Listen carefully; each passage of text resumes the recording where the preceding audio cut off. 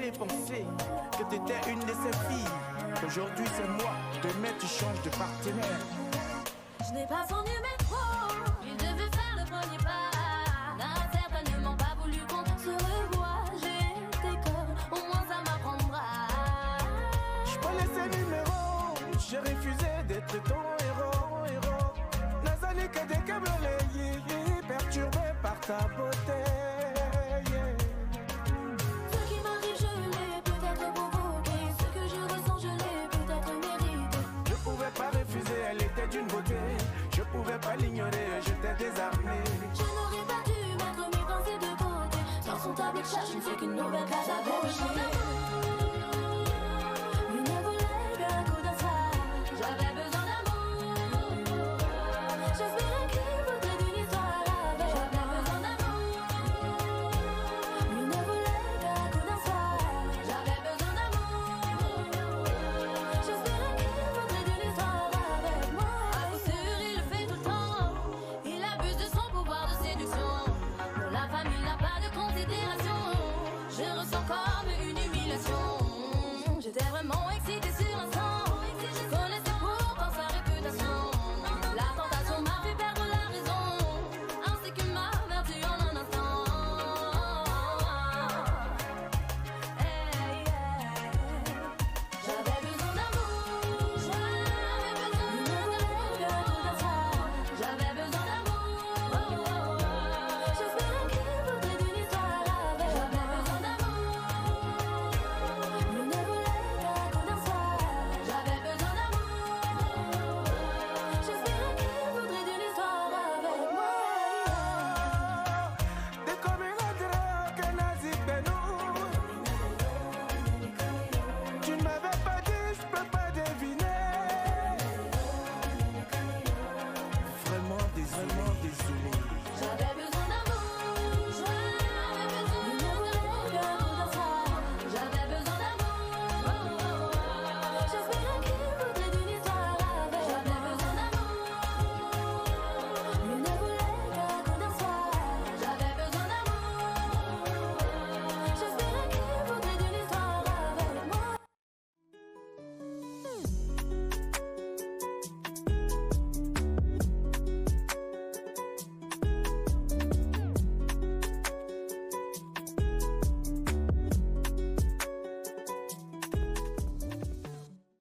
Voilà, c'était donc Nestlé en featuring avec Gadi Sely, Besoin d'amour. Avec ce clip, on vous a donc accueilli aujourd'hui. J'espère que là, vous nous entendez maintenant. Dans le cas contraire, faites comme vous l'avez si bien fait tout à l'heure, continuez à envoyer encore les messages. Pour l'heure, j'ai besoin d'amour. Qui a besoin d'amour ici parmi la famille? D'abord, il y a Félix, je sens qu'il est amoureux. Hmm. C'est une.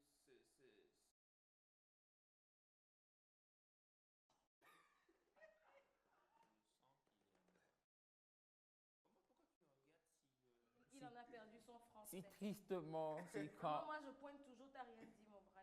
C'est lui, hein, c'est lui, il est amoureux, Félix. C'est Ah ouais, parce que du zouk. Alors. En ce matin, le goût. Du zouk en ce matin. Bien, alors je crois que ce que nous allons faire, on va y aller encore une fois avec le clip. Pourquoi pas? Ah, ça me fait du bien d'entendre ma voix. Moi, j'avais une si belle voix. Ah ouais? Bah, écoute, du coup, si tu permets, on va continuer ainsi. Alors, Naïda, ça fait un moment, on ne s'est pas vu à la Défense quand même. Hein. Ah ouais, tu te rappelles, on devait aller au. Moi, ce que j'ai oui, remarqué, c'est qu'elle est Oh, devenue. pas toi, ta voix là, c'est pas joli. Elle joue l'attaque, elle refuse la défense. Je comprends pas. Bah non, avec ta voix, c'est pas joli. non, mais maman, il faut qu'on fasse le tour en fait. Tour de France? Oui, le Tour de France. Bah, il a trouvé quand même. Oui, il a trouvé. Mais il y a Big Ben aussi, pas très loin. Juste pas parler parce que ma voix. Non, elle est belle, elle est belle. Alors, Big Ben, c'est où? Big Ben, c'est pas une question à poser à, Ouais, bah ouais. à une personne adulte. civilisé, bien éduqué, bien Ben, instruit. justement, c'est la Justement, c'est la question Une qu'il faut truc, poser à une. Comme moi, je... Big Ben. Big Ben, déjà, C'est big. c'est ça, c'est Big Ben. C'est Big Ben. Vous savez, Ben, c'est le diminutif de Benjamin. Des fois.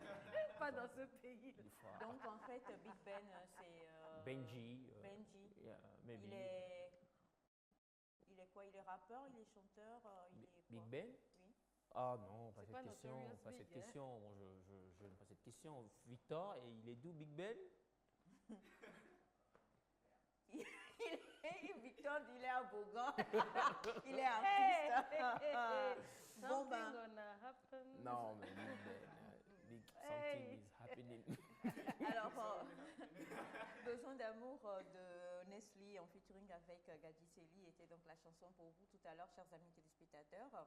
Et nous allons avoir un programme assez chargé aujourd'hui. On a également des témoignages sur lesquels on voudra faire intervenir tant vous que le plateau et le très cher Bachana. Bachana qui, je vais l'annoncer, comme ça vous allez l'envahir, sera bientôt, on dit au septentrion ou qu'est-ce qu'on dit? Au nord. C'est-à-dire, des fois, non? On aime compliquer. On aime compliquer ce qui est facile. Ou bien, Nord. mais voilà. C'est simple. Non mais Notre dit. notre Tout ce qui est trion. Moi, je voudrais Tous les trios. qu'on résume tout ça au nord.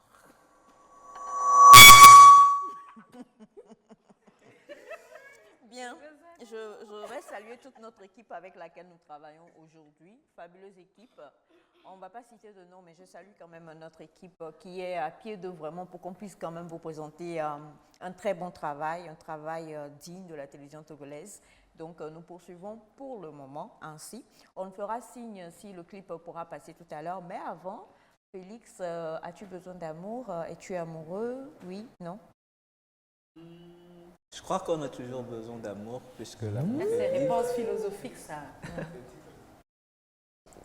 Besoin Nestlé d'amour. en featuring avec Gadi Seli, c'est Besoin d'amour, le Oui. titre. Voilà. Je crois qu'on a toujours besoin d'amour. Hein. Il y a trop Tout de le monde. domaines dans la vie. C'est l'amour qui fait vivre. Ah bon?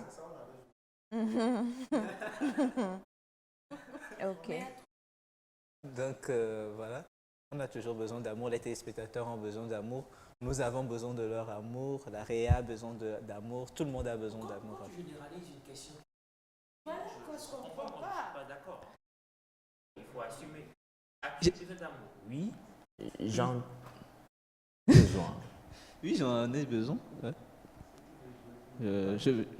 L'amour, ça fait toujours du bien, donc Vous j'en ai voyez que besoin. Félix, Quoi. il tâtonne avant de répondre. Non, j'ai besoin d'amour. Je n'ai pas honte de le dire, j'ai besoin d'amour. Quoi. Attends, la question. Après, ça dépend de ce que vous entendez par amour. C'est là où on voulait en venir. Tu as besoin de quel genre d'amour? Eros. Non. L'amour héros, c'est l'amour des héros. Ça, il faut le rappeler, des héros. Big Ben. Naïda. Big Ben de Fogavia. Tu as besoin de quel genre d'amour? Regarde ta L'amour caméra. filial. Donc tu veux dire nous on t'aime pas bien quoi? Non. Oui, Non. continue. L'amour filial agapé venant des téléspectateurs et tout. Et puis. Eros, c'est vrai qu'il reste encore un peu. Hein? J'ai pas entendu cette phrase-là. Il dit, Malgré qu'on a vraiment le retour de nos sons dans le studio, mais j'ai pas bien il entendu dit ta voix. héros. Laissez l'enfant parler. Vas-y, Félix. Parle à maman. Vas-y. Tu as une belle voix en écho. Donc, Eros. On va attendre encore un peu. Mon fils, je t'aime. Non. Ne laisse pas l'émotion prendre le pas. Maman. Pas comme ça là. Maman, restons concentrés sur ce qu'il devient. Non. Cette phrase va nous détourner en fait de son réelle identité. Et là.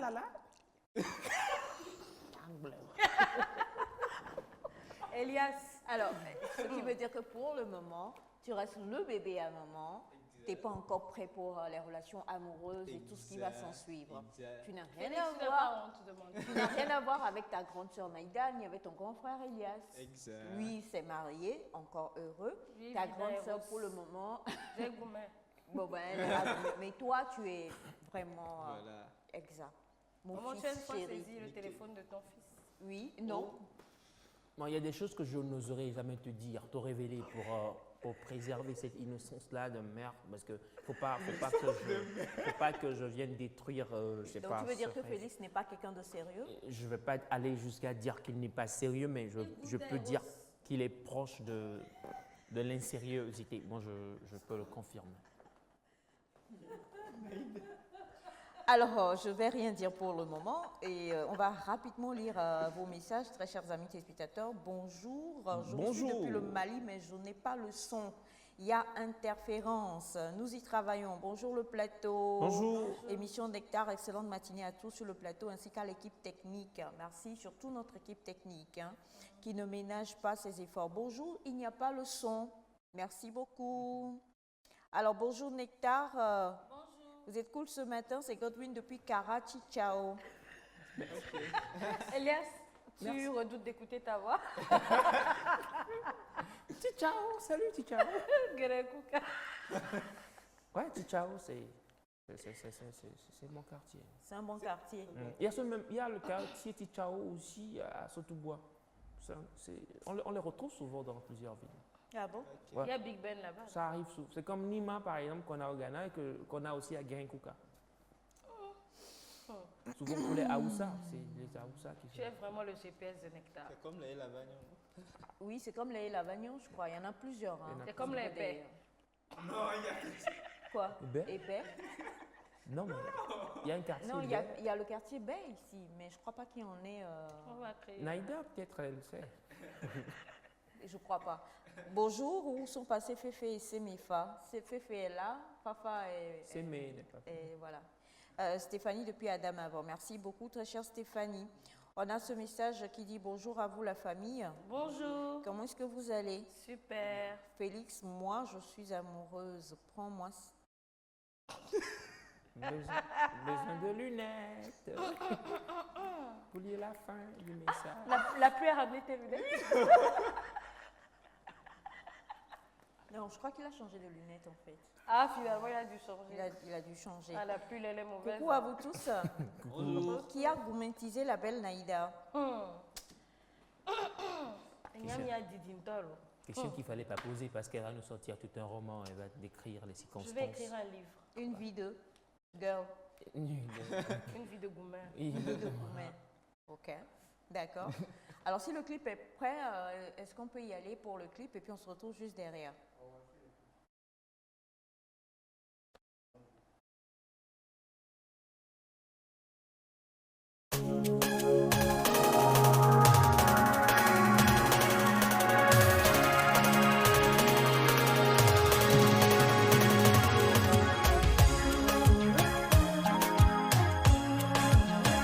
Mais parce qu'il était beau, n'a rien eu à faire pour me plaire. Une danse avait mon muselé, mon caractère. Naïf, je me disais qu'il était en moi. Elle était tellement belle que j'ai voulu découvrir tout d'elle. La toube unique à mes blés, y'a son abeille ou à mes gros, yeah. Il était peut-être trop chaud, je n'ai pas eu assez de flair. Et mon désir, je n'ai pas su le faire taire. Naïf, je me suis donné ce soir-là. J'ai pensé que comme moi, elle ne voulait que me faire l'amour. Ouais, mais y mais que béni, t'es c'est tout, t'es c'est tout, Nestlé. Il est satisfait, il n'a plus d'intérêt de m'appeler. Je me sens mal.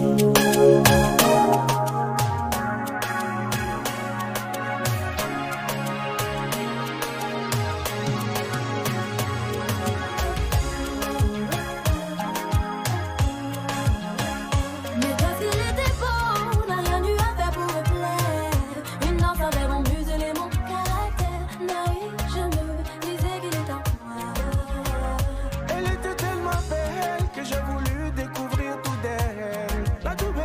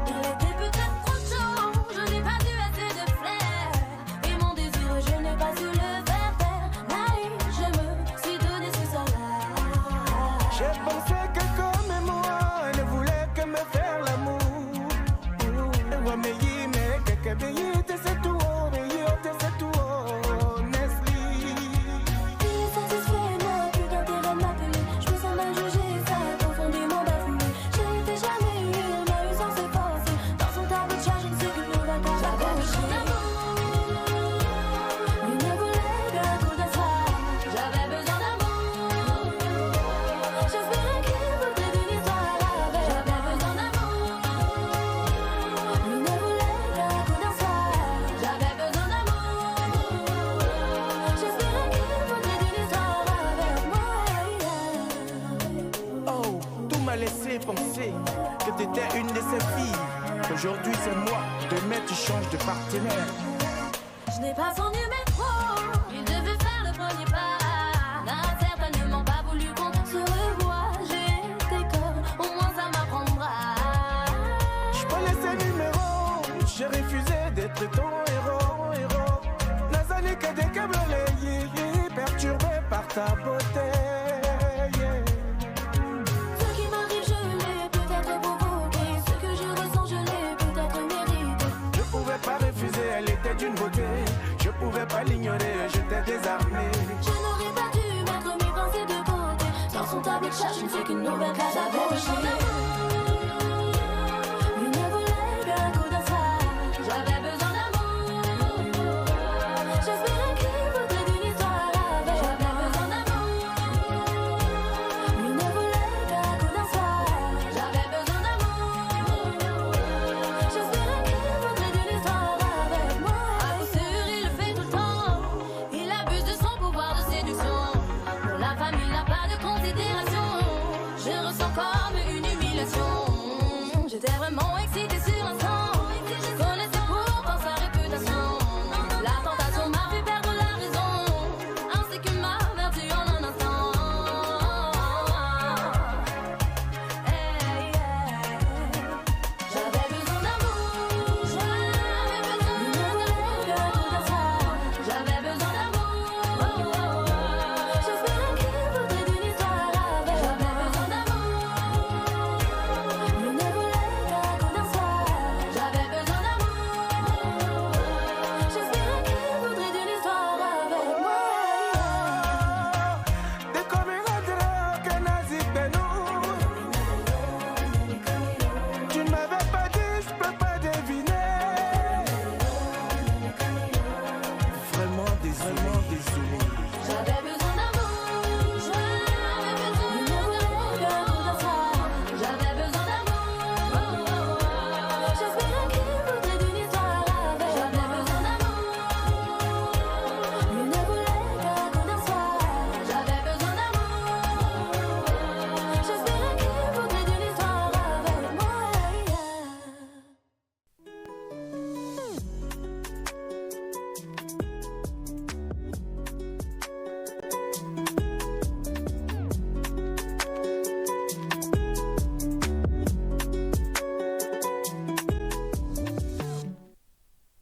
Nos excuses, hein, les aléas du direct, on avait quelques petites complications, mais maintenant on est de retour et on espère que vous allez reprendre l'aventure de ce matin en notre compagnie. Comme dit Neida, something gonna happen.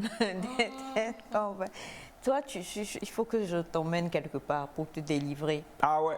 Et Voilà, tous nous muraille, savons où la elle doit grande aller exactement. Exactement. Voilà. Où ça?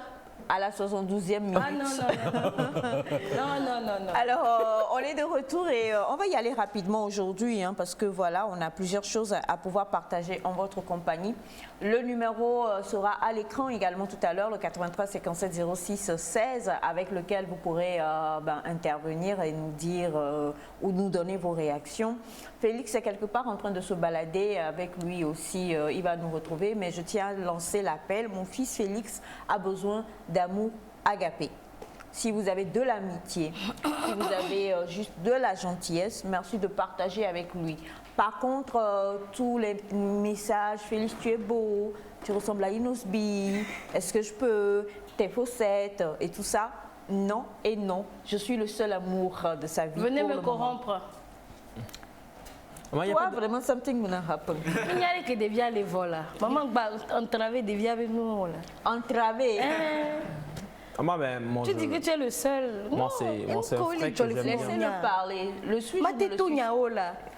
Il va pas dire la vérité. J'explique ce que Naïda dit en français. Il ne faut pas dire la vérité. D'accord, il n'y a pas de souci. Alors, nous sommes de retour, chers amis téléspectateurs. Rapidement, nous allons aller avec un message qui nous est venu ce matin, qui dit bonjour Nectar. Bonjour. Espérons que vous allez tous bien. Super bien. Quant à moi, je suis dans un dilemme et je pense que j'ai besoin de conseils. Je suis un jeune de 28 ans, j'ai un travail et je sors avec une fille depuis 1 an. Heureusement, elle m'a annoncé hier qu'elle va voyager sur un autre continent. Je suis très content pour elle et je rends grâce à Dieu pour ça, mais j'ai déjà mal vécu une relation à distance que je ne suis pas prêt pour en vivre une autre. Ma petite amie me rassure qu'elle sera toujours à moi et que rien ne peut changer son amour pour moi. Mais moi, je suis très passionnée, j'aime passer beaucoup de temps avec celle que j'aime et tout. Je ne dis pas que je suis contre son voyage, non, je suis plutôt très heureux pour elle, mais je pense que notre couple ne survivra pas à cette grande distance. Dois-je essayer pour voir si ça marchera ou dois-je rompre plutôt pour ne pas vivre une déception plus grande? Aidez-moi car je l'aime beaucoup. S'il vous plaît, si vous pouvez me lire l'émission pour l'émission d'aujourd'hui, ça me fera plaisir car j'irai au travail à 8h15. Voilà, vous avez 7h20, on a lu le message maintenant. Doit-il rompre? Doit-il... Elias? Bah, qu'il rompe rapidement. Oui, moi, puisque ce qu'il a décrit de lui-même, déjà, qu'il dit qu'il est du genre à passer beaucoup de temps avec sa partenaire et tout, et quand il sera loin de lui, ce sera compliqué. Donc, autant rompre en même temps que de tenir à je sais pas, un espoir qui peut-être ne sera pas fructueux en fin de compte. Ça, c'est mon point de vue, je rappelle. Pour toi, il doit rompre? Oui. Ok. Naïda? Moi, je me demande si c'était lui qui partait pour peut-être une formation, une spécialisation. Est-ce qu'il dirait qu'il veut rompre? C'est vrai qu'il dit qu'il a déjà vécu. Mais je crois en quelque chose que Elias dit souvent, l'amour.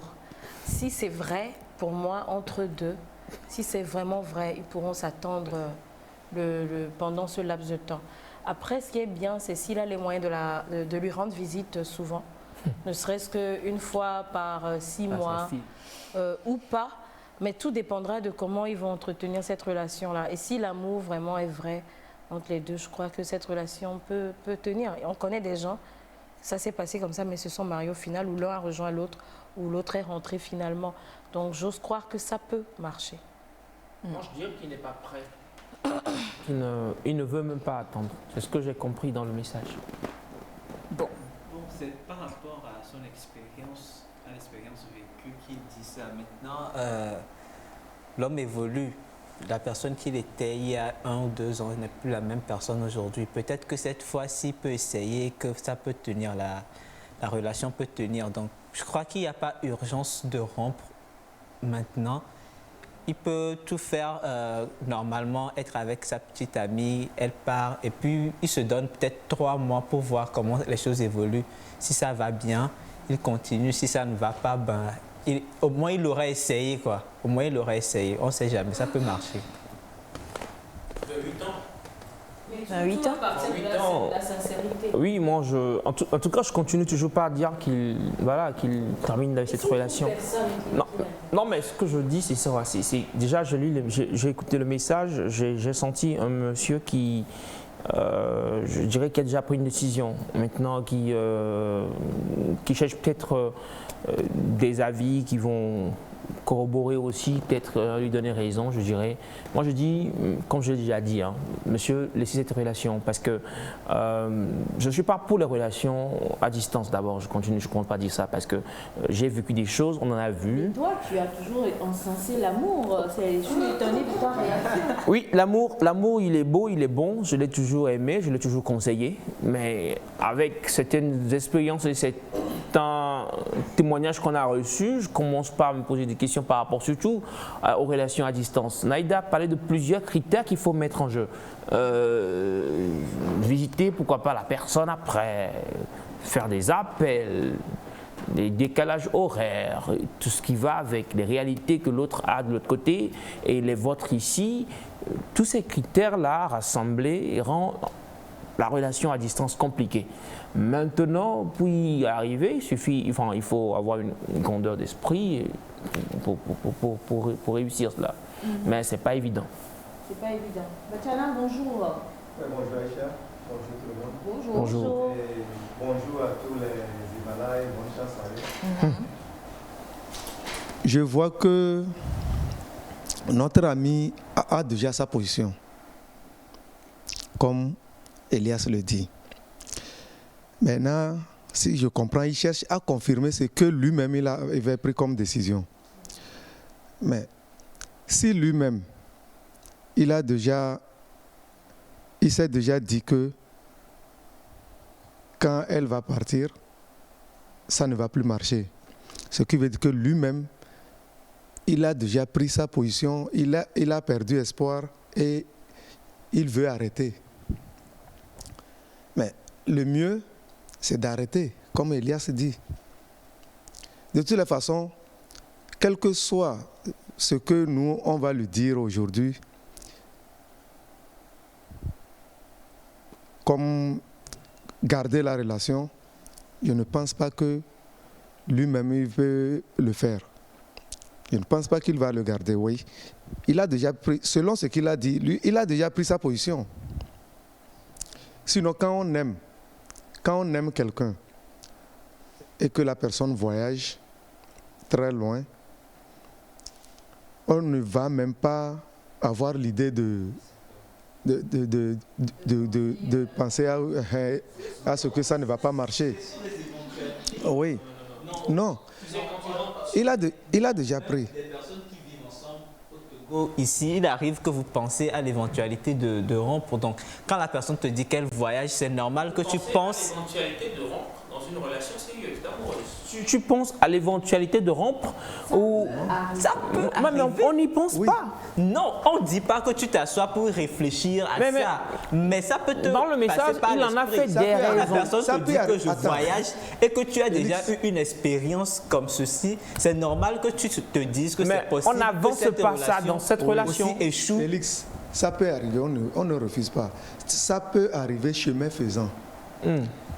C'est quand la personne est déjà loin de toi, votre contact de tous les jours, c'est ça qui va te permettre de te dire que cette relation ne va pas marcher. Maintenant, la personne n'est même pas encore partie. Et non. Non.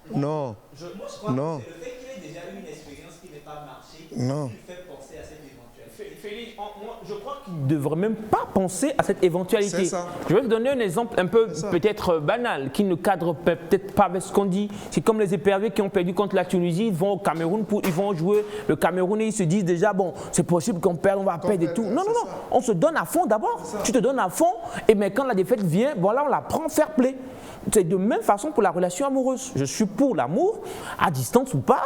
Mais quand vous commencez déjà par penser, oui, je sais ce que vous allez dire. Quand vous commencez par penser déjà à ce que c'est possible que parce que j'ai vécu et tout, quand vous commencez par donner ces raisons, moi je me dis déjà, vous avez votre idée bien calée, monsieur, laissez la fille et puis avancer.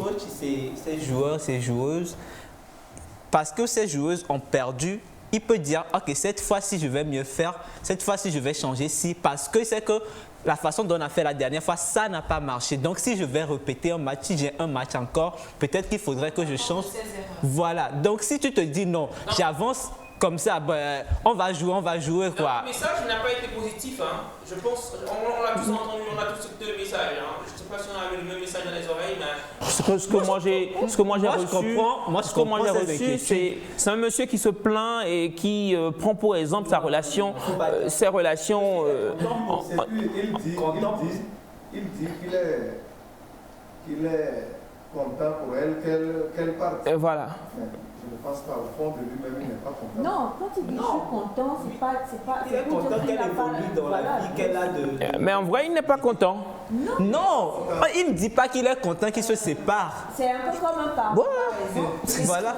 On dit la même chose, de différentes manières.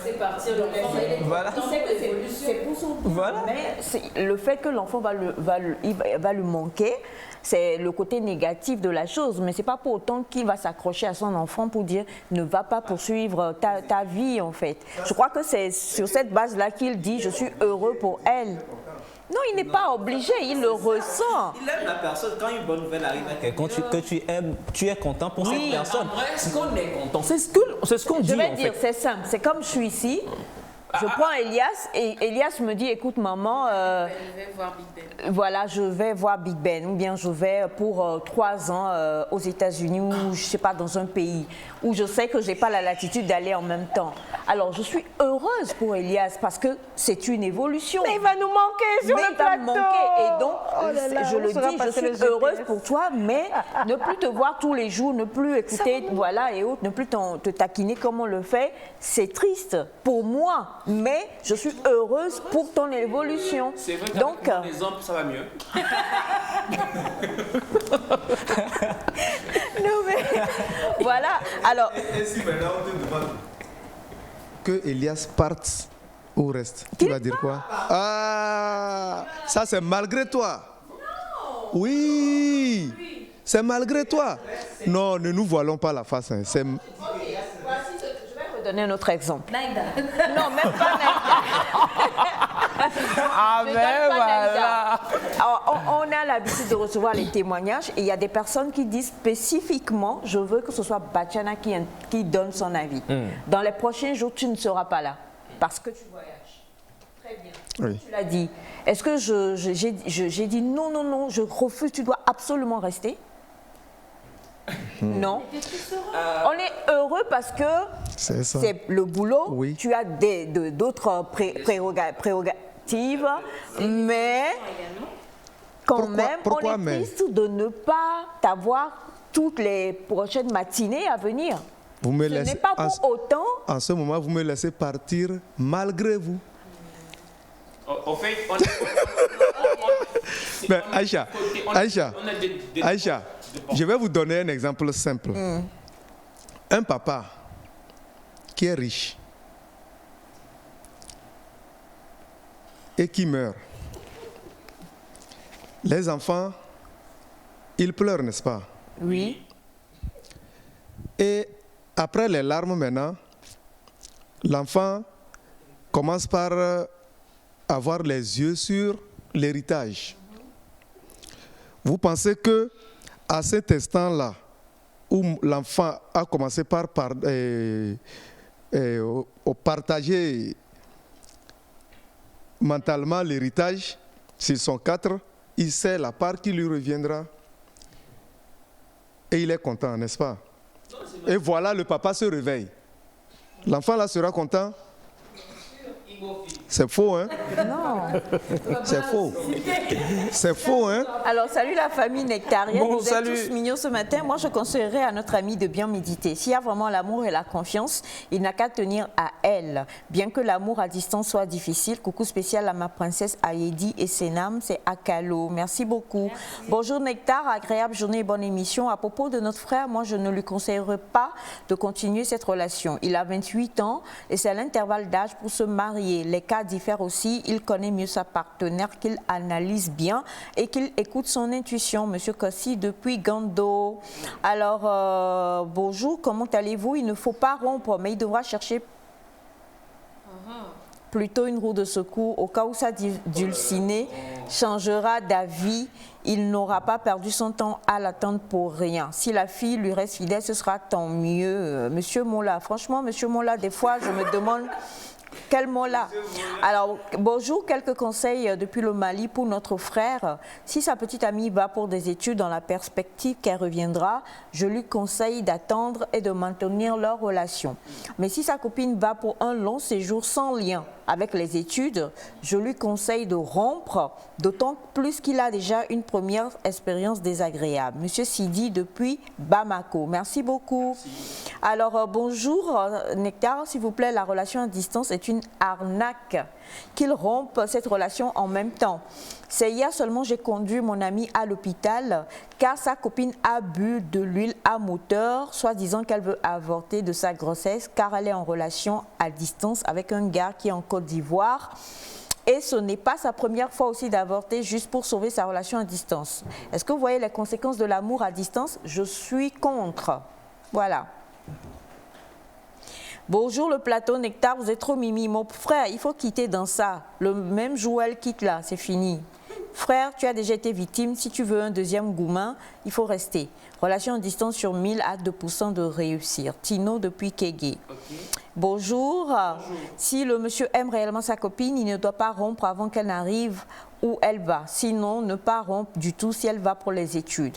La rupture aura un effet psychologique sur elle si c'est pour un travail, que les deux se donnent un temps précis, surtout qu'ils se parlent parce que la communication dans un couple est très importante. Mais 1 an de relation, il peut facilement se comprendre. En plus de ça, le monsieur a déjà pris sa décision. Monsieur Franck Ahmed depuis Libreville. Merci beaucoup. Merci. Bonjour la famille Nectar, j'aime votre émission. Merci beaucoup monsieur Prosper depuis Notien. Alors je crois que notre ami quand même a reçu plusieurs apports. Hein.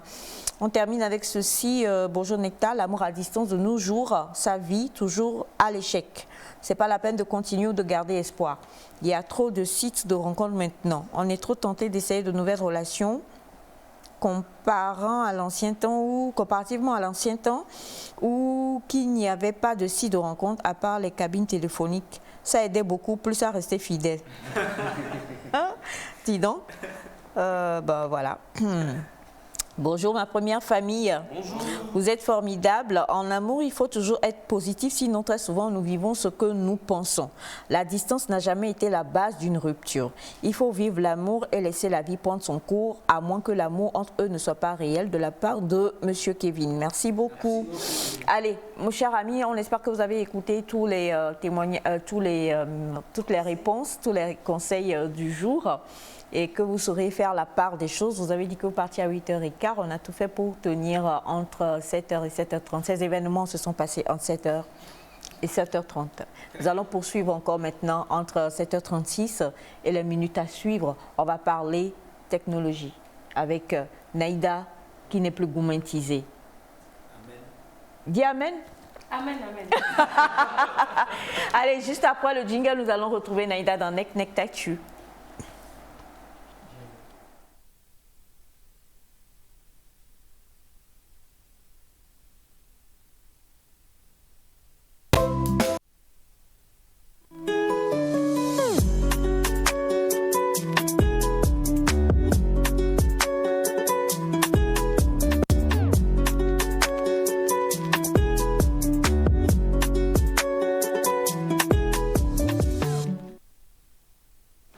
Alors, on va recevoir les invités de Naïda hein, qui vont venir s'installer. En fait, chacun réfléchit qui va s'asseoir à côté d'Elias. Ah, la dame ne veut pas. Ah, et c'est celui qui a beaucoup de cheveux en plus. C'est aïe, aïe, aïe, aïe, aïe, aïe. C'est celui qui a les cheveux en plus, Elias. Ah ouais, Oh! c'est un collègue en cheveux. C'est un quoi? J'ai des cheveux dans ma tête. Dans ta tête. Voilà, Tu as vraiment beaucoup pas de cheveux. sur dans la tête peut-être. Mais tu en as dans ta tête. Dans la tête. Ouais. Tu as des cheveux dans ta tête. Ouais, Exactement, c'est important. Alors, nous allons parler, comme d'habitude, technologie dans NecNet Actu. Et nous nous intéresserons aujourd'hui aux métiers qu'on retrouve dans la technologie, les métiers d'actualité. J'ai fait un petit tour sur Google et j'ai trouvé tellement de choses que je n'ai pas vraiment compris. Je pouvais prendre les définitions, mais je me suis dit non, je vais faire venir des experts. Et ne vous fiez pas à leur jeune âge parce que ce sont des experts. Alors, je vais vous faire un petit résumé de ce que j'ai trouvé sur Google. J'ai trouvé pas mal de métiers comme développeur front-end, développeur back-end, data analyst, data scientist, product manager, traffic manager, ingénieur logiciel embarqué, développeur mobile, développeur Java, développeur.net et j'ai pas compris grand-chose. Je connais le mot Java. Donc, j'ai vraiment pas compris. Je crois que plusieurs personnes qui nous suivent aussi ne comprennent pas forcément. Et pour ça, j'ai fait venir deux invités qui vont nous parler technologie. Je vais me permettre de les présenter d'abord et ensuite ils vous diront bonjour. Donc, on commence par les dames. J'ai à côté de moi ici mademoiselle Larry Christel qui est informaticienne développeuse d'applications. Et elle travaille en tant qu'ingénieure DevOps, elle va m'expliquer ça après, dans une start-up de la place. Et à côté de monsieur Elias, nous avons monsieur Chimbianja Dambe, qui est développeur d'applications freelance depuis 2018. Donc, bonjour à vous. C'est vrai que nous avons un troisième invité sur le plateau qui n'est pas de cette rubrique, mais d'une rubrique à venir. Mais nous lui disons également bonjour. Bonjour. Voilà. Donc, Madame Christelle, je vous laisse d'abord saluer les téléspectateurs regardant dans votre caméra. Merci Naïda. Bonjour à tous. Bonjour chers téléspectateurs. Bonjour à tous. Je réponds au nom de Larry Ganpo. Je suis informaticienne développeuse d'applications. J'ai eu une licence en génie logiciel à l'IAEC. Merci. D'accord. Merci et Monsieur Dombé. Je vous laisse aussi saluer les téléspectateurs. Bonjour chers téléspectateurs. Merci beaucoup Naïda de nous avoir invités. Moi c'est Timbenja Bunteni Dambé. J'ai eu une licence en génie logiciel comme Mademoiselle Nanipo à l'IAEC. Et depuis 2018, je suis développeur freelance. Et merci. D'accord. Déjà, on va essayer de comprendre. On a parlé des métiers. On va peut-être essayer le troisième. Ah oui, bien sûr, bien sûr. Oui, moi c'est Akak Bokomi Hubin. Je suis technicien génie civil et je suis également étudiant en droit à l'université de Lomé. D'accord, super. Bon, maintenant on va se plonger dans la tech. Déjà, j'aimerais savoir, j'ai cité pas mal de métiers, à part Java qu'on a compris. Le reste, on n'a pas vraiment compris. C'est quoi aujourd'hui les métiers de la tech? Tech pour dire technologie. Ok, bon, les métiers de la tech.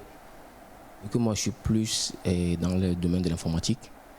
Au niveau de l'informatique, on a souvent ce qu'on appelle les ceux qui font la cybersécurité, et ceux qui sont dans le développement d'applications, ceux qui sont, comment dire, il y en a plein. Ceux qui font les bases d'électronique, ça c'est pas l'informatique. Donc moi je suis beaucoup plus dans le développement d'applications en fait. Et il y a aussi les data analystes, il y a, comme tu l'as dit, il y a les data scientists, il y en a plein en fait.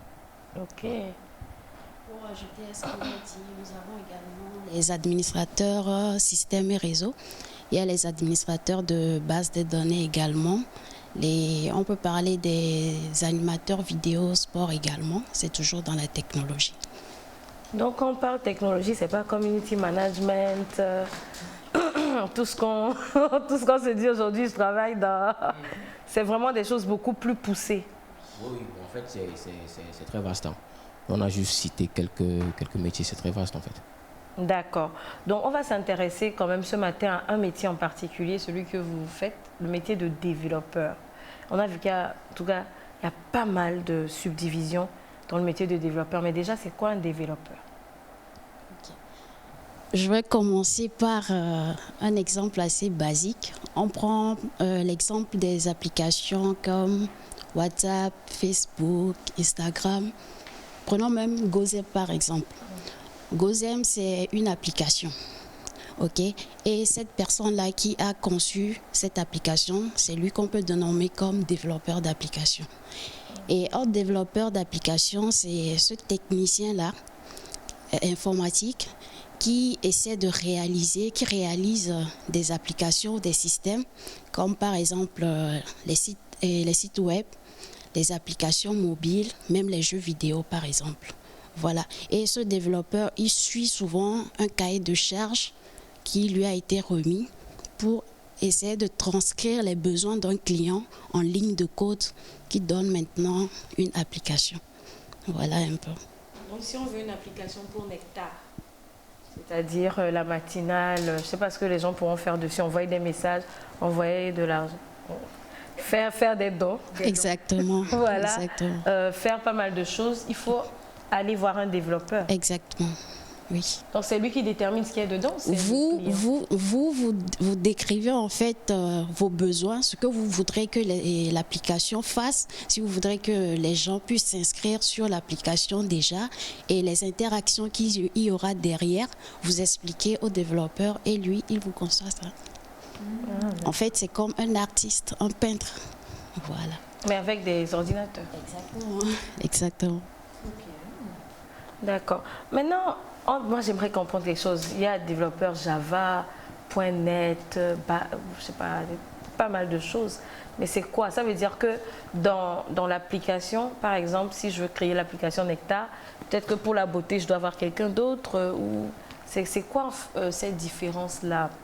En fait, le développeur Java, développeur Python, développeur C++, oui.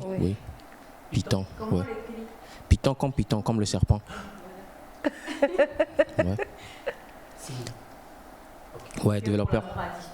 Donc c'est C++, c'est bon, et ces autres noms-là, ça sont les langages de développement d'application. Parce que pour communiquer avec la machine, il faut utiliser un langage en fait. Donc nous sommes ici en train de parler en français. Avec la machine, il faut aussi utiliser notre langage. Parce que la machine, elle ne comprend pas le français ni l'anglais en fait. Donc il y a des langages qui sont déjà créés pour ça. Et on communique, ouais, c'est ça. Donc ça code, on parle de développeur Java. Donc quelqu'un qui est développeur Java, lui code avec le langage Java. Quelqu'un qui est développeur Python, il code avec le langage Python, et ainsi de suite. Ok. Donc ce sont des langages. Ouais, ce sont des langages de développement. Mais comme c'est subdivisé, ça veut dire qu'on peut être expert que dans un seul langage? Oui, oui. Bon, ça dépend. En fait, on ne peut pas tout faire en fait. Mais le mieux, c'est d'apprendre au moins quelques langages qu'on utilise.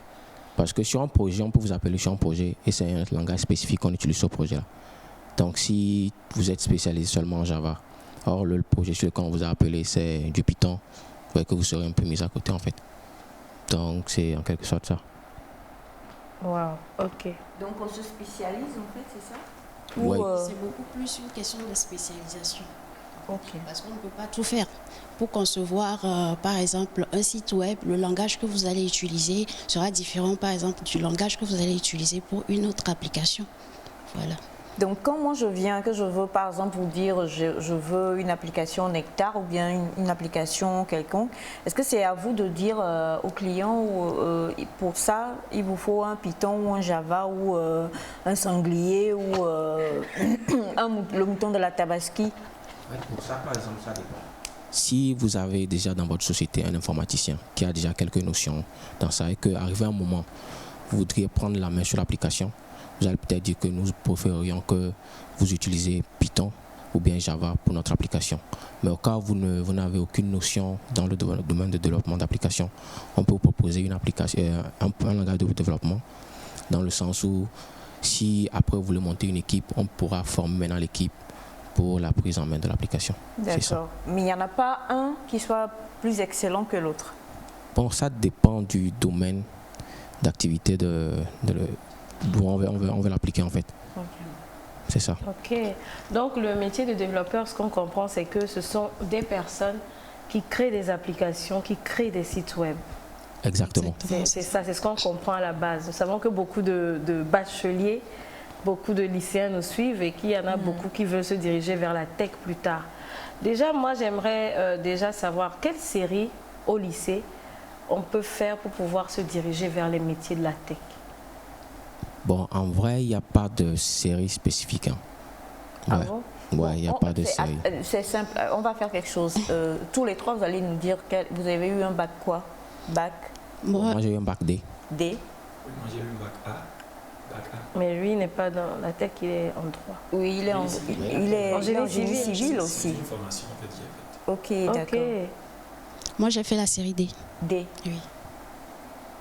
Ce sont des séries scientifiques. Non, mais on a un pote qui a fait la série A, qui est bon développeur. Ah bon? Ouais. Oui. Série A et développeur. Il est bon développeur, oui. Donc, quelle que soit la série qu'on fait Quelle que soit la série, ouais. on peut devenir développeur d'application. Ouais, il faut juste aimer ça en fait. Okay. Quand vous Et aimez c'est ça. une question de volonté aussi. C'est une question de volonté. Hein. Et vous ne dormez pas la nuit aussi? On a ce message qui vient qui dit mes respects divin Nectar, merci à votre invitée, donc madame, mademoiselle, qui explique un informaticien développeur. Elle est bien dans son domaine, bravo, je suis aussi un développeur. Le développeur est exactement un artiste portrait, un vrai fou du cahier de charges qui lui a été confié. Exactement, c'est ça. Et il poursuit en disant c'est un maniaque des détails. Petit conseil, femmes, attention quand vous êtes en couple avec un développeur ou vice-versa, sinon incompréhension et divorce. Surtout pas en relation à distance avec un développeur. Pourquoi est-ce qu'il va dire ça?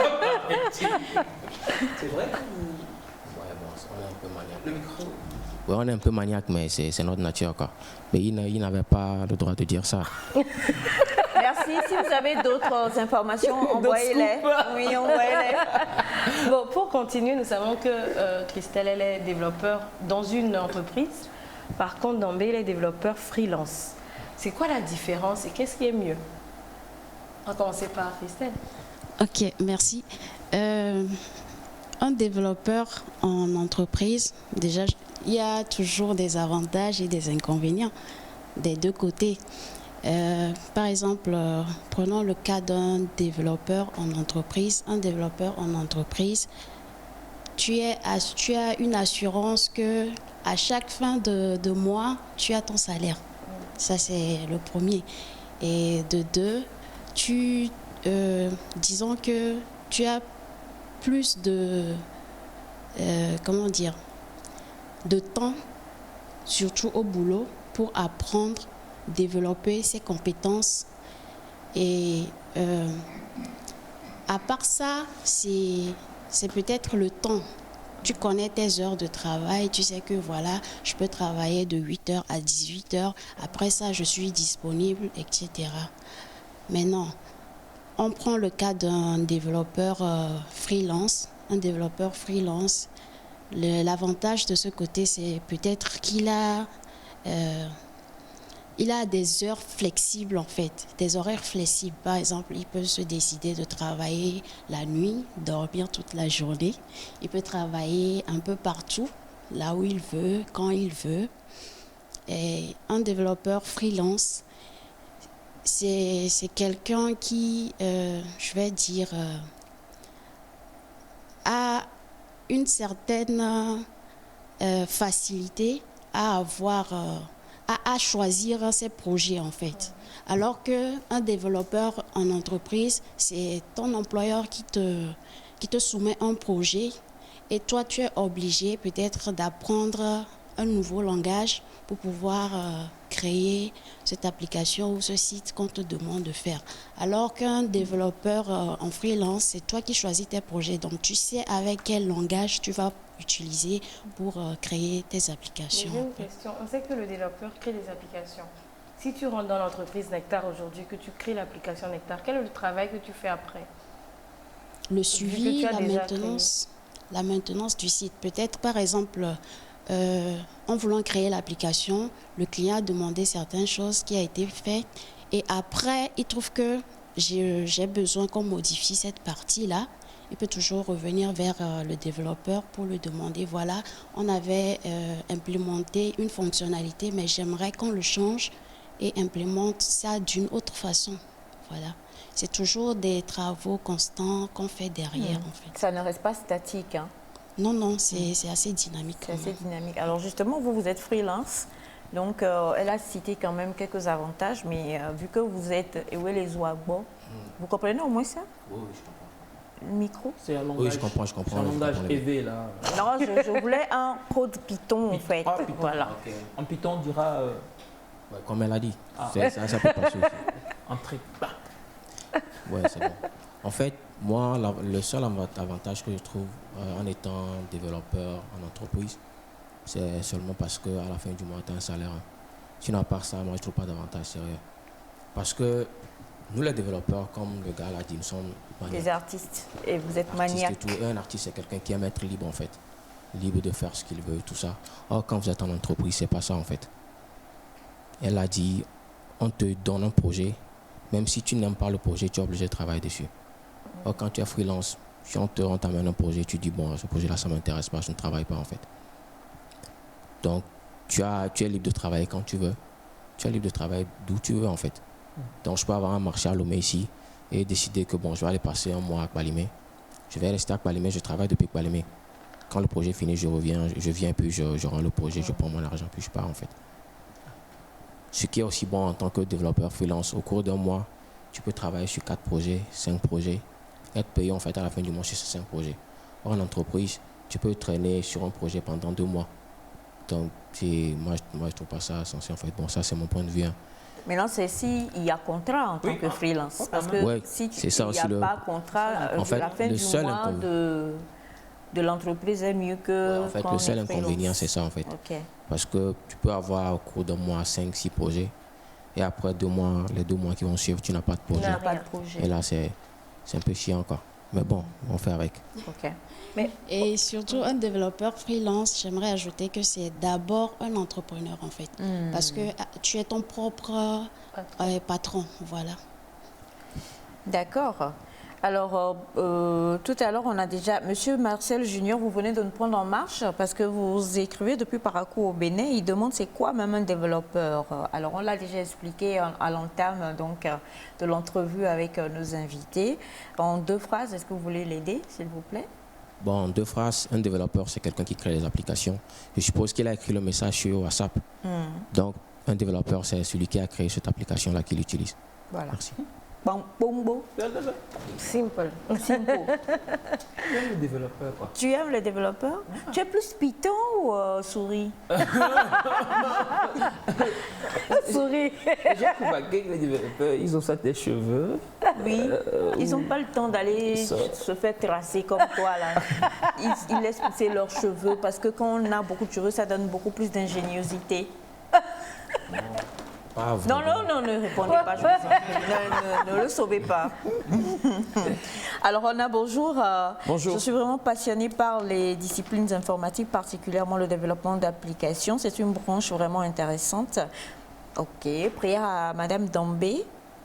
C'est ça? C'est Madame Christelle. Mais c'est Dambé ou pas? C'est Dambé. Mademoiselle Larry. Dambé. Ah, il a dit Tata Dambé. Il s'est trompé. Peut-être parce que les cheveux sont un peu longs. Tata ou tonton? Regardons Pythoniti comment. Ah, ouais, je suis développeur Python en plus.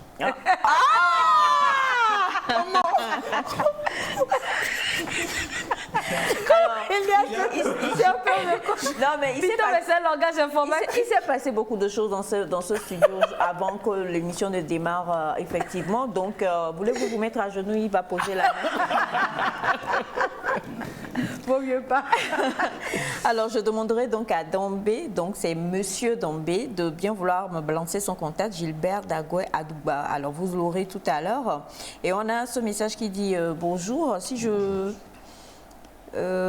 donnais un projet d'application mathématique, est-ce qu'il pourrait comprendre s'il n'a pas de base mathématique solide? Oui, en fait, les développeurs sont aussi en quelque sorte des mathématiciens parce qu'on fait aussi beaucoup de la mathématique. Ouais. C'est vrai que bon, quand on a posé la question à savoir si quelqu'un qui a fait la A4 pourrait faire le développement, j'ai un peu hésité parce que c'est un peu difficile, mais ceux qui font la A4 aussi s'intéressent aussi à la mathématique. Donc un développeur, oui. En fait, on peut travailler sur n'importe quel projet en fait.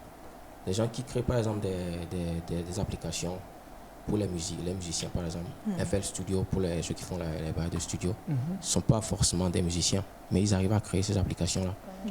Donc c'est ça. Okay. Merci. Mais est-ce que les écoles de formation acceptent les gens qui ont fait la série A4? Oui, bien sûr. Bien sûr. Bien sûr. J'en connais qui en refusent. Ah bon? Oui. Il y a des écoles qui refusent les personnes qui ont fait les séries. Même si littéraires. on voit le niveau de la personne, le niveau de, comme il vient de le dire, des mathématiques En fait, et tout ça. c'est possible qu'ils refusent. Donc, je crois que c'est à cause de ça que parfois ils organisent des concours d'entrée en fait. Donc, après ce concours d'entrée, si tu y passes, c'est fini en fait. Tu es accepté. Ok. D'accord. Donc, pour clôturer, bien sûr, je vais poser une toute dernière question sur le développeur d'applications freelance. On sait que c'est un métier actuel, donc il y a beaucoup de jeunes qui sont sur le marché du développement d'applications. Et j'ai l'impression que ça va devenir quand même assez saturé. Quand on est freelance, je sais que vous avez des contrats à l'international comme national.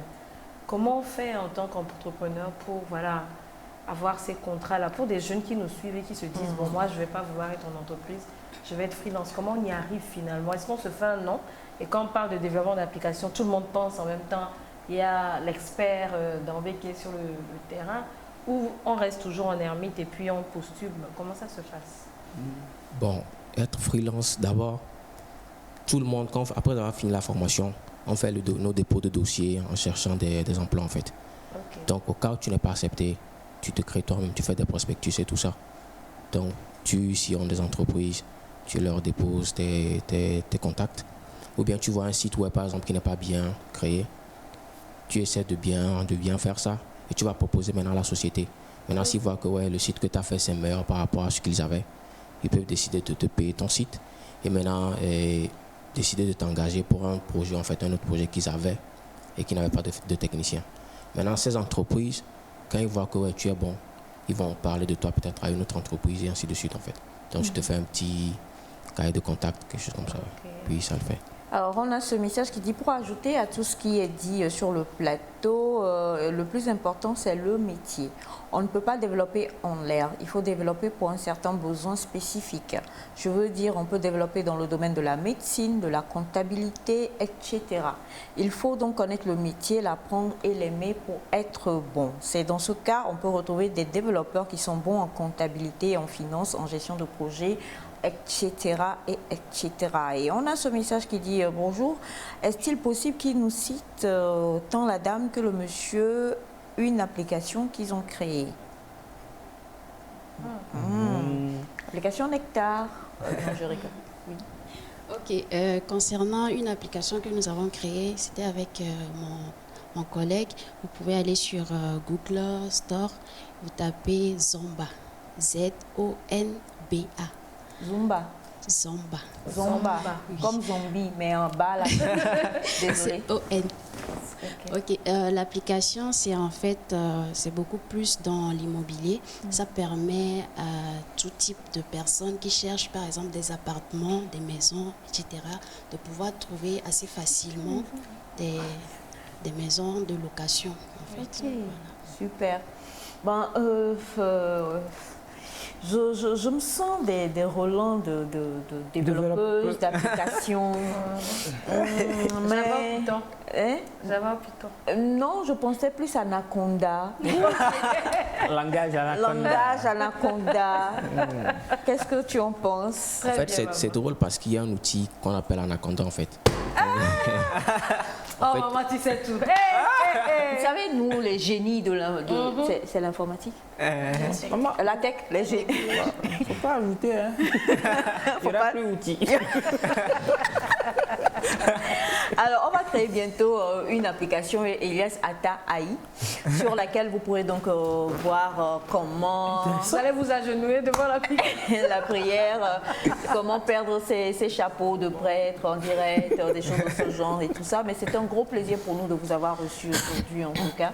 Et j'espère que ça ne sera pas la dernière, la première et la dernière on va fois. parler en tout cas une prochaine fois de combien on peut gagner en tant que développeur. Je crois que c'est l'une des parties qui nous intéresse le plus et les différentes études qu'il faut faire pour y arriver. Et c'est sûr qu'on va les retrouver une prochaine fois pour aller beaucoup plus en profondeur pour tous ces jeunes qui aiment la tech et qui aimeraient en savoir plus. Voilà. Merci beaucoup. C'était un plaisir de vous avoir tous les trois. Merci. Et la prochaine fois, on va parler aussi de génie civil avec vous. Hein, et c'est très important. On vous souhaite une très très belle journée. Oui, vous vouliez ajouter Non, c'était juste pour dire merci. Merci. Ça va le choc à côté d'Elias, c'est bon? Non, c'est bon. Il a passé un bon moment d'ailleurs. Il faut lui demander. Le choc en face d'Elias, c'est bon? Non, ça va. Il était allé tester votre siège tout à l'heure parce qu'en général, tous ceux qui prennent le temps de s'asseoir sur ce siège-là sont très à l'aise. Est-ce que ça va? Oui, ça va. Ça a été bien? Oui, ça a été bien. Super, merci infiniment. On va aller avec la régie jingle, spot publicitaire et puis on va revenir derrière avec un autre invité.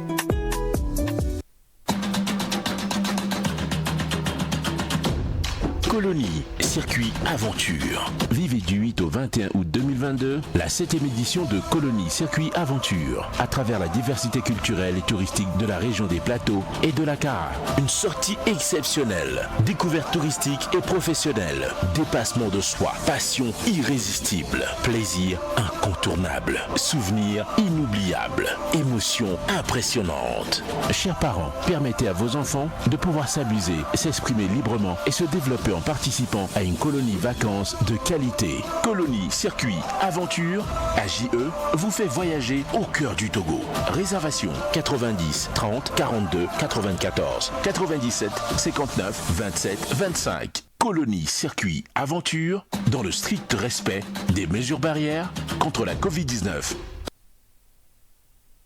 retour avec les invités de Monsieur Elias. En fait, on avait eu... l'émission d'aujourd'hui, elle est vraiment particulière. Nous nageons entre les anacondas, les pitons, les crabes, les mollusques, et puis, bien sûr, notre cher Elias, ver de terre. Non, pas, tu n'es pas un ver de terre. Du tout, tu es un lion qui rugit dans la jungle de l'information. Ah, j'ai failli rougir là, mais bon, je me dis... il faut... Non, du tout. Toi, ton rugissement là, c'est le mien. C'est le mien. Il se fait du mien en plus. Il était là la fois dernière avec une présence, mais combien passionnante sur ce plateau. Bien sûr. C'est un plaisir de le retrouver encore aujourd'hui. Par contre, nous allons régler nos problèmes en direct. Il y a des choses que je n'aime pas. Nous, les gens de la A, la seule chose qu'on sait faire, c'est avoir la bouche. Donc, je vais prouver que nous avons la bouche, nous, les littéraires. Et que quand ça ne passe pas, nous passons aux mains directement.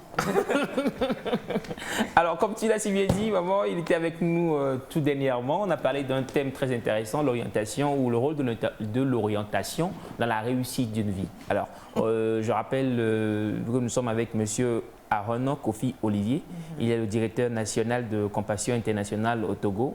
Il est docteur en leadership organisationnel et management. Il est coach professionnel certifié et formateur. Vous comprenez donc la profondeur de tout ce qu'il nous a dit la dernière fois et tout ce qu'il s'apprête à nous dire aujourd'hui. Donc, bonjour monsieur. Bonjour. Alors juste, parlons d'orientation. Naïda cherche son orientation. Naïda, viens t'asseoir à côté d'Elias. Oh, c'est une bonne nouvelle. Rapidement, s'il te plaît, viens. Alors, pendant que Naïda s'installe, oui, on va commencer. Merci donc d'avoir accepté l'invitation, monsieur. Et monsieur Hubin Akakbo, j'ai dû faire un tri parmi tous ces jeunes-là qui voulaient venir aussi poser des questions à monsieur Olivier Aronan. Donc, monsieur Hubin, encore une fois, bonjour, soyez bienvenue. Oui, bonjour. Alors, avec M. Olivier, nous avons entamé un thème très intéressant la dernière fois, comme je le disais, l'orientation. Et il y a eu plusieurs questions, et les questions auxquelles nous allons soumettre notre invité ce matin. La première question, bien sûr, c'est une dame qui a écrit et disait « Bonjour Tata Aïcha », parce que c'est un message, voilà.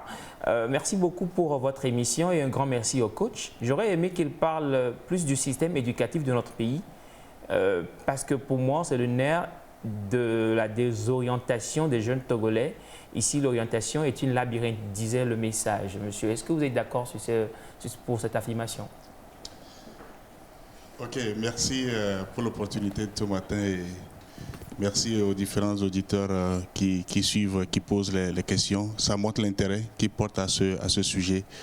Je crois que, nous l'avons dit la dernière fois, le système éducatif que nous avons part de l'indépendance, et ça va de soi avec tout le curricula qui accompagne, ce qui fait que voilà, il y a une grande différence entre le système francophone que nous avons et le système anglophone. Et si je parle de la session que vous avez tout à l'heure là, avec les ingénieurs, développeurs d'applications, vous ne pouvez pas avoir fait une série A4 et passer le concours au CIC. C'est pas possible. Soit une institution privée peut vous accompagner dans le cheminement. Donc du coup, la série que vous avez va influencer votre choix, même si vous avez la passion et tout le reste. Le système que nous avons au Togo, c'est que nous avons le primaire, que nous connaissons tous, qui permet d'avoir le CPD à la fin, et nous abordons le collège. Le collège, la classe de 6e et 5e sont des classes d'observation. C'est là où on observe l'apprenant. La classe de 4e, de 3e, c'est la phase d'orientation. Ce qui permet qu'au BEPC, nous avons maintenant le système qui s'ouvre sur différents angles. Il y a ceux qui veulent aller dans les formations techniques et professionnelles. Il y en a ceux qui veulent continuer dans le parcours académique, qui font que nous avons, pour le parcours académique, nous avons l'enseignement général pour série A4, D, série C et les autres. Nous avons le parcours technique qui permet à ceux qui veulent faire l'industrie, la comptabilité, parce qu'après le bac, ces derniers peuvent commencer par travailler parce que la formation qu'ils ont leur permet de pouvoir faire quelque chose. Maintenant, ceux qui vont dans le domaine dans le pratique, c'est là où nous avons des gens qui ont le CAP, le CFA, dans les différents domaines de choix de leur parcours. Et pour ceux qui continuent dans le cursus lycée, ont maintenant ce que nous avons, le baccalauréat, qui permet de pouvoir accéder à tout l'enseignement du supérieur. Mais de la même manière, nous avons des gens qui passent par aussi l'autre circuit, qui vous permet d'avoir quand même un brevet de technicien, le BT, qui est l'équivalent du bac. Donc si vous êtes toujours passionné à faire des études supérieures, il y a cet équivalent qui peut se faire. Donc voilà en gros, si je peux décrire le système éducatif que nous avons ici. Les défis, il y en a, parce que le système ne permet pas quand même à tout le monde. Vous voyez, quand vous avez le bac, vous ne savez pas faire grande chose, quoi. Bac, série D, vous ne savez pas faire grande chose. Maintenant, c'est comment faire à ce que lorsque les apprenants font leur parcours, qu'il y ait un côté pratique de la chose, de la formation qu'ils sont en train de faire. Donc c'est cette réflexion-là. Nous savons quand même qu'aujourd'hui, il y a un certain nombre de réformes que l'État est en train de faire en termes d'opportunités, nouvelles opportunités. Et nous allons continuer par nous adapter et je crois que les perspectives d'avenir vont nous aider. Donc, question de labyrinthe, oui, parce que l'orientation, il n'y a pas une clé magique qui vous permet de faire un choix sans échec. Et puis voilà, vous avez la clé, vous décernez la voie, vous choisissez sans erreur. Donc, labyrinthe, oui, mais je crois que c'est pour ça que nous avons cette émission qui nous permet quand même de clarifier l'auditoire pour que cette dernière puisse savoir quels sont les cheminements que l'on doit faire afin de pouvoir faire des choix adéquats qui répondent à qui nous sommes et les perspectives, l'environnement du marché, les métiers d'avenir. Et je crois que c'est pour ça que nous sommes en train de faire cet échange-là. J'ai une question. Nous, quand on allait à l'école, on ne savait pas qu'il y avait tout ça. C'est-à-dire que c'est quand tu n'arrives pas à avoir peut-être ton BEPC, ton bac, on dit « Ah, il y a le BT, va faire le BT ». Ou bien par rapport... C'est-à-dire que je dirais que même dès l'enfance, malheureusement, on n'a même pas de projet d'études ni de projet professionnel. On est juste dedans comme ça et puis on évolue. Quand tu es assez bon pour avoir le bac, tu l'as, si je me permets de le dire comme ça. Tu n'arrives pas à l'avoir, on te dit va faire un BT, tu n'arrives pas, va faire un CAP. Mais est-ce qu'il y a quelque chose qui est mis en place? Parce que là, tout ce que vous avez dit, moi, je n'étais pas au courant qu'en 6e, 5e, on était en observation. Parce que quand moi j'ai mon BPC, je voulais faire la 4, on m'a dit non, tu vas devenir professeur de français, va en D. Et Dieu merci, j'ai réussi en D. Mais est-ce que ces jeunes-là, ils sont conscients quand même de tout ça? Parce qu'on est juste là-dedans et puis c'est après peut-être la licence ou le master qu'on se rend compte que, oh, j'aurais pu passer par un autre chemin. Il y avait ça, il y avait ça, il y avait ça. Je peux dire qu'il y a un effort qui est en train de se faire aujourd'hui. Nous avons le centre CIMIOS, le Centre national d'orientation scolaire professionnelle, qui aujourd'hui fait quand même un travail qu'on peut apprécier. Le terrain aussi vaste. Ça fait qu'ils envoient des psychologues d'orientation qui sont dans les établissements pour informer. Je sais qu'ils n'ont pas de ressources humaines aussi adéquates pour pouvoir quand même remplir tout le territoire, mais il y a quand même un travail qui est en train de se faire. Je vais plutôt inviter les apprenants qui nous écoutent, aussi inviter les parents. Parce que quand vous voulez naviguer et que vous ne choisissez pas, vous n'avez pas l'information sur là où vous voulez aller, ça veut dire que tout vent vous emporte. Toute information, ou bien, un fait vous amène, voilà, parce que vous n'avez pas un projet d'étude. Donc, j'encourage vivement les apprenants à rêver et à pouvoir travailler sur ce projet d'études et de formation qui est très capital, qui permet quand même l'un des défis aussi aujourd'hui, vous allez voir que lorsque le jeune a un projet, il a un projet d'études, on n'a même plus besoin de le dire va apprendre. Parce qu'il a un rêve devant lui. Et il a un plan et il travaille. Et ceux qui essaient d'aller, et c'est là où on va dire est-ce que tu as appris, est-ce que tu travailles et tout ça. Donc la motivation intrinsèque ne sort pas parce que les informations et ce travail intentionnel n'est pas fait. Et je crois que c'est quelque chose qu'on doit encourager, surtout les parents qui investissent. Parce que lorsque vous investissez dans la vie de votre enfant et que vous ne prenez pas soin de l'aider à pouvoir avoir les informations qu'il faut et de mieux se préparer, je crois que les investissements que vous êtes en train de faire, à la fin vous direz que mon enfant n'a pas réussi, mais quelque part vous avez raté de contribuer à ce parcours que le jeune est en train de faire. Alors, c'est une question. Moi, je vais plutôt commencer par l'aboutissement, c'est-à-dire le cadre professionnel. Aujourd'hui, nous sommes dans un monde en mutation, on parle de numérique et tout. Il y a des métiers qui disparaissent. Il y a des métiers qui ne sont plus très rentables. Il y a des métiers qui n'ont plus vraiment de demande. Maintenant, pour un jeune qui doit choisir, peut-être qu'il est en 3e cette année et il va commencer par exercer dans 8 ans ou dans 10 ans. Comment il peut intégrer le fait que le choix qu'il est en train de faire aujourd'hui, ça peut changer d'un jour à l'autre. Il y a eu Covid qui est passé, qui a changé beaucoup de choses. Comment on arrive à intégrer le fait que le monde est en perpétuel changement et prévoir, si je peux le dire comme ça, dans 10 ans, quand je serai prêt à exercer mon métier que j'ai choisi aujourd'hui sera toujours valable, quoi. Ok, pour répondre à cette question, je vais faire l'analogie entre les deux mondes. Les Occidentaux, il y a ce que nous appelons les données qui sont disponibles. Ce qui fait qu'aujourd'hui, on connaît à peu près les métiers qui ont disparu en Europe, aux États-Unis et tout ça, les nouveaux métiers qui sont en train d'arriver et les métiers de 2050. Dans les pays développés, nous avons toute la panoplie qui est déjà là. Donc les enfants qui sont à l'école primaire aujourd'hui, en Europe, on sait les métiers, un certain nombre de métiers pour lesquels ils sont en train d'aller à l'école n'existent même pas encore, ou à peu près. Donc ce qui fait que quand nous revenons dans notre contexte, nous savons qu'on n'a pas les bases de données pour réellement avoir toutes ces informations. Mais nous inspirons de ce qui est déjà au niveau des pays développés en Occident, ce qui permet quand même de se préparer. Aujourd'hui, nous savons que avant, l'informatique, c'est réservé aux gens qui veulent aller. Aujourd'hui, toute formation que vous faites, même les médecins, vous devez connaître le b.a.-ba de l'informatique parce que vous générez aujourd'hui les ordonnances sur ordinateur, tout ça. Donc, ce qui fait que l'informatique devient une matière de base pour tout le monde, que ce soit votre série que vous avez fait et tout ça. Maintenant, pour parler il y a ce que nous appelons les métiers d'avenir. Quand je prends par exemple le PND du Togo et la feuille de route gouvernementale, ce document permet de clarifier, d'aider les jeunes à savoir les 10 prochaines années au Togo, les émergences, les domaines, les secteurs porteurs. Nous avons ces informations-là.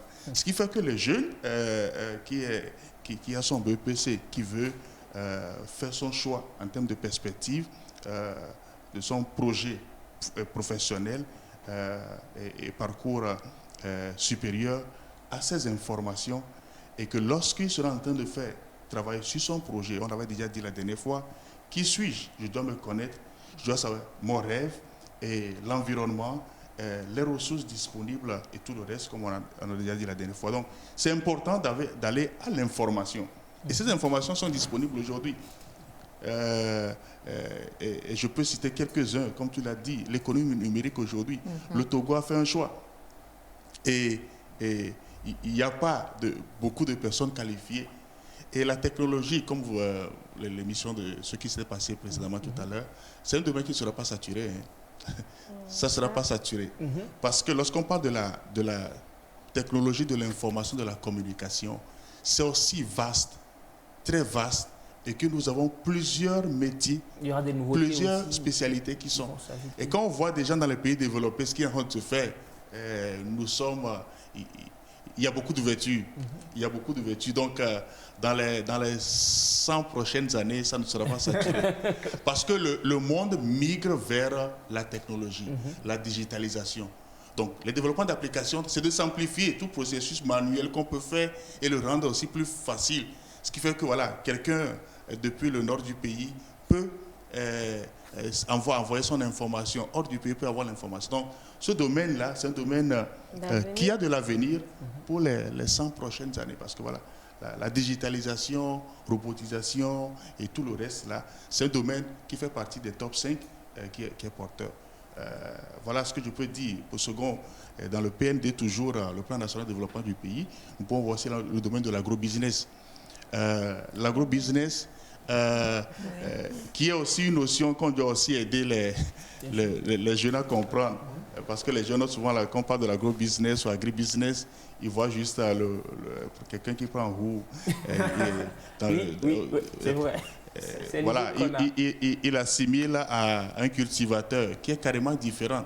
Donc il faut prendre connaissance du métier, du domaine. Même ce domaine se digitalise fortement. Exactement. Nous avons aujourd'hui, avec les drones, qu'on arrive à arroser, à collecter les drones. Donc l'informatique même est liée à l'agriculture aujourd'hui et à la transformation. Donc il y a plein de choses que nous avons dans le domaine de l'agribusiness. Donc le plus important, c'est que les jeunes, en préparant leur futur, leur plan de formation, leur parcours, qu'ils aient les informations. Il faut qu'ils aient l'information. C'est ça qui permettra de ne pas faire les erreurs que d'autres avaient déjà fait dans le passé. Alors, Hubin?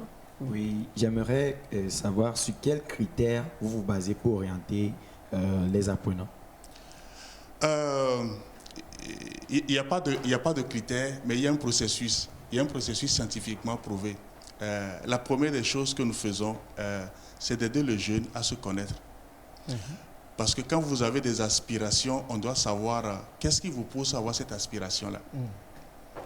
Et c'est dans ça qu'on peut réellement vous aider. Donc, il y a des tests qui permettent aux jeunes de pouvoir se découvrir. Et il y a plusieurs tests qui sont faits.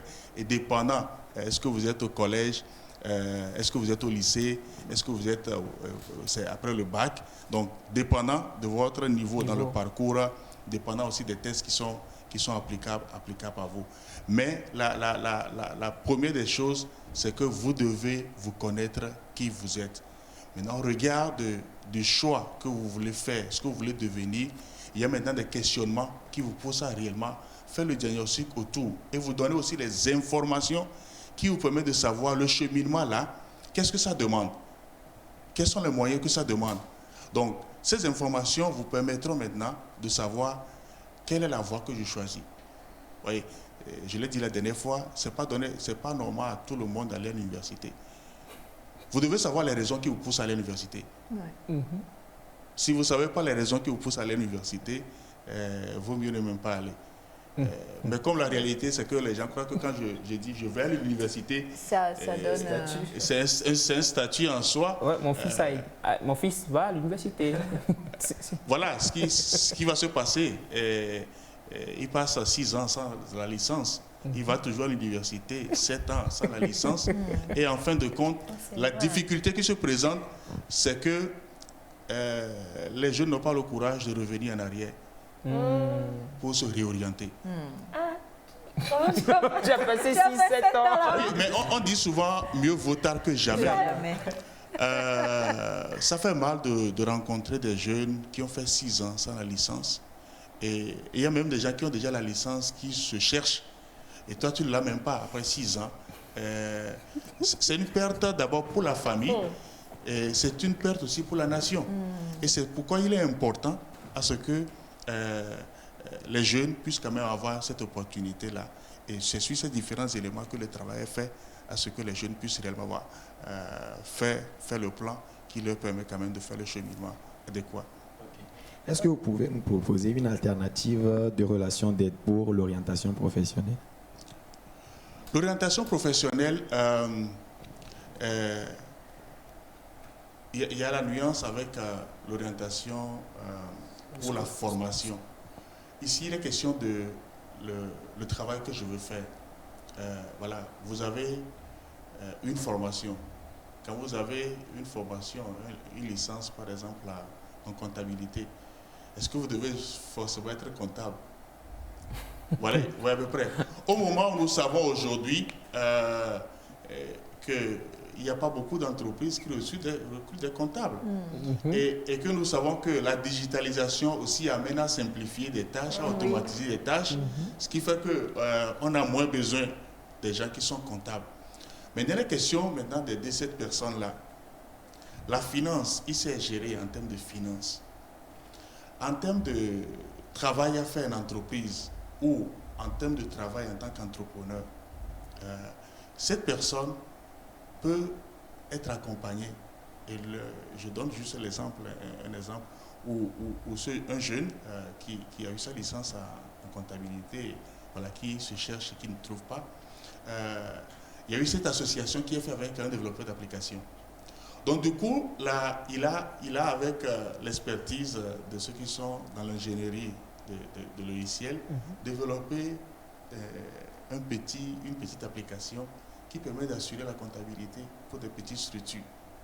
Donc du coup, il se convertit et en termes de profession, il devient un entrepreneur, mais en utilisant les bases, les skills qu'il a dans sa formation de parcours de comptable. Donc, c'est ce travail que plusieurs des jeunes qui disent qu'ils sont chômeurs doivent faire ou carrément se réorienter en voyant quel est le complément que je dois apporter. Vous voyez, vous avez une licence en anglais, vous n'avez pas, ça ne vous donne pas du coût du travail. À moins que vous ayez à travailler, à vous certifier pour être certifié comme traducteur agréé. Et là, vous pouvez avoir des petits marchés. Mais au même moment, il y a plein d'autres opportunités que vous pouvez, avec votre anglais, développer des compétences, nouvelles compétences qui vous permettent d'être compétitif sur le marché du travail ou vous prendre en charge. J'aurais une question. Vous parlez dans l'orientation de ce qui passionne l'apprenant. Si ce qui le passionne, je reviens à ce que Félix a dit, n'est pas dans les métiers d'actualité, c'est-à-dire, je prends un exemple, hein, pas forcément que ce métier n'existe plus. Si je suis passionnée peut-être par l'art oratoire, disons quelque chose comme ça, j'aime parler en public, j'ai le contact facile, et que je dois m'orienter dans un métier, et que par exemple ce que je veux faire n'est pas d'actualité, et qu'on m'oriente vers quelque chose que je n'aime pas, comment ça se passe? Ok. Merci pour la question là. Il y a cet aspect que nous devons aussi comprendre. Nous avons différents profils et différentes aspirations. Moi, je veux devenir riche, je veux devenir millionnaire et tout ça. C'est différent, vous voyez à peu près. Donc, dans le travail qui est fait avec la personne, il y a aussi des métiers que les gens font juste pour satisfaction personnelle, parce qu'ils comprennent que c'est une mission. Donc, quand vous êtes dans une mission, vous voyez que pour vous, votre mission, c'est ça. Ce qui fait que l'argent n'est pas forcément votre mobile. Vous allez voir que certains sont dans des métiers où ça ne rapporte pas, mais ils se donnent à cœur parce que pour eux, c'est leur appel et ils font ce travail-là. Donc quelqu'un qui est passionné dans un domaine donné, et comme il le dit, le domaine ne reconnaît pas, n'apprécie pas à monnaie sonnante et trébuchante, il est question de savoir si la personne, il le reçoit comme un appel, voilà, bon vent à lui, et il va se plaire dans ce domaine-là, il va se donner. Mais si le mobile, voilà, je veux faire des millions, je veux, voilà, ainsi de suite, c'est là où on va clarifier à cette personne, ce parcours-là ne peut pas te rendre riche. Est-ce que quand vous les orientez, quand ils viennent vers vous pour être orientés, il y a donc une base qui se fait pour connaître déjà la personne qui est en face de vous. Est-ce que c'est vrai que vous n'avez pas à imposer quoi que ce soit, mais est-ce que quelque part vous leur mettez d'abord la finalité de « tu dois être riche ». Tu dois devenir millionnaire. Ou alors, si vis juste ta passion et puis tu veux juste vivre ta passion et on va t'orienter. Je vais donner l'exemple de celui qui est en pleine méditation en face de vous là-bas, qui est le caméraman donc, et qui nous dit qu'il a reçu l'appel pour être... Oui, c'était pour te réveiller en fait, pour être prêtre. D'accord? Mais là, présentement, il est sur la caméra.